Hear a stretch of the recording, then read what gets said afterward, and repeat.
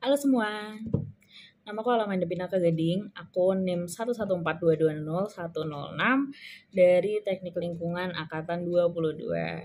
Di sini aku membuat video ini untuk menjadi video remediasi dari Laboratorium Mineralogi Petrologi PLUK 8. Nah, di sini aku mau memberitahu tentang kayak gonogininya batuan piroklastik gitu. Di sini pertama kita kayak, kalian penasaran gak sih apa sih batuan piroklastik itu? Nah, menurut Walter T. Huang, batuan piroklastik berarti batuan vulkanik yang bertekstur klastik yang dihasilkan oleh serangkaian proses yang berkaitan dengan letusan gunung api dan dengan material penyusun dari asal yang berbeda. Di acara sebelumnya, itu kita udah mempelajari mengenai batuan beku. Di sini kita mempelajari tentang batuan piroklastik. Nah, di sini dari pengertian Walter T. Huang tadi, kita jadi tahu kalau yang membedakan batuan beku sama batuan piroklastik itu pembentukannya gitu. Nah, gimana sih pembentukannya? Asal pembentukan batuan piroklastik yaitu dari letusan gunung api atau yang disebut juga dengan direct blast. Letusan yang terdiri dari pecahan-pecahan ini, pecahan-pecahan itu nama lainnya piroklastik, akan mengendap sehingga membentuk endapan piroklastik. Jadi pecahan-pecahan atau piroklastik tadi itu mengendap, udah deh jadi pecah, endapan piroklastik gitu.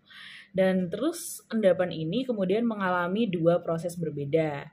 Yang satunya mengalami litifikasi. Litifikasi itu adalah pembentukan batuan menjadi batuan piroklastik seperti tuff, aglomerat, maupun breksi. Satu proses yang lain itu tersimpan dalam 3 bentuk. Yang pertama adalah pyroclastic fall, pyroclastic flow, dan surge. Dan dari 3 ini perbedaannya itu adalah kalau pyroclastic fall itu berasal dari letusan gunung yang berupa awan panas. Kalau pyroclastic flow itu dari lava yang mengalir, kemudian terendapkan di cekungan yang terdapat pada gunung. Jadi kalau gunung itu pasti ada cekungannya kan. Kayak ini misalnya miring, tapi terus dia ada cekungannya gini. Nah, dia tuh kalau lava mengalir, itu pasti dia kayak diem di situ gitu loh. Kayak terhalangi sama cekungan itu, makanya dia jadi terendapkan. Nah, yang ketiga adalah surge. Surge itu adalah campuran bahan padat dan gas yang disebabkan kerapatan massa yang rendah. Itu. Kalau kalian tahu tahun 2010 itu ada letusan Gunung Merapi. Nah, letusan Gunung Merapi itu kita tahu kayak banyak orang, bahkan bukan orang Jawa doang ya, itu tahu kalau ada namanya wedus gembel. Nah, wedus gembel itulah yang kita sebut sebagai surge. Kemudian kita masuk ke klasifikasinya. Apa sih klasifikasi dari batuan piroklastik ini? Apa sih yang membuat dia tuh spesial gitu? Jadi sebenarnya sama kayak batuan lainnya, batuan piroklastik ini punya 3 klasifikasi komposisi mineral. Yang pertama itu juvenile atau essential atau main mineral mungkin ya, kayak mineral utama gitu. Itu komponen utama suatu batuan. Di sini materialnya itu dari juvenile ini dikeluarkan langsung dari magma, yaitu terdiri dari padatan atau partikel tertekan dari suatu cairan yang mendingin dan membentuk kristal atau pyrogenic crystal. Contoh dari mineral juvenile itu mineral silialis atau silisium aluminium yang berupa kuarsa atau SiO2.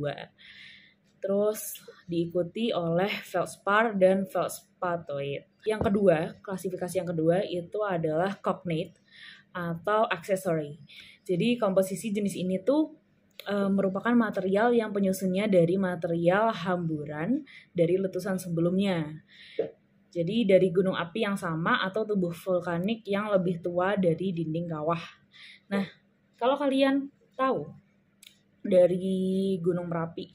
Gunung Merapi itu bentuknya kan stratovolcano gitu. Nah, dia tuh Dia tuh kalau misalnya keluar nih menyembur magmanya, dia tuh ada yang terendapkan gitu, kayak di kawahnya tuh ada yang terendapkan gitu. Jadi yang terendapkan itu kalau misalnya terjadi erupsi lagi, itu akan berhamburan lagi. Nah, berhamburannya material yang terendapkan itu kita sebut juga sebagai cognate tadi, gitu. Terus untuk contohnya, contoh dari mineral cognate itu yaitu mineral ferromagnesia berupa piroksen dan olivin. Last but not least, ada juga mineral accidental atau juga bahan asing yang merupakan bahan hamburan yang berasal dari batuan non-gunung api atau batuan dasar berupa batuan beku, sedimen, ataupun metamorf, sehingga memiliki komposisi yang beragam.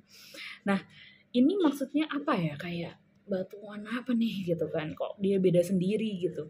Itu tuh dia adalah batuan yang campur sama keluaran material dari erupsi, tapi dia tidak berasal dari gunung itu.